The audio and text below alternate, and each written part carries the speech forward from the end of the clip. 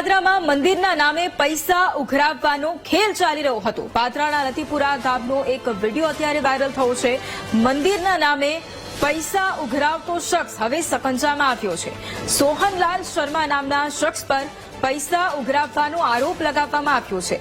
મંદિરની પાવતી બુક છપાવી અને તે પૈસા ઉઘરાવતો હોવાની વિગતો પણ સામે આવી છે।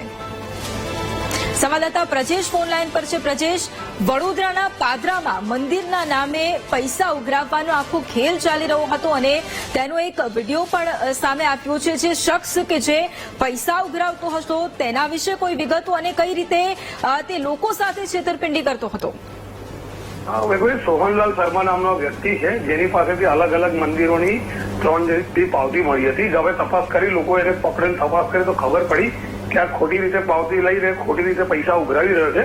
એટલે આ લોકોએ પકડીને તેને પોલીસના હવાલે કર્યો છે।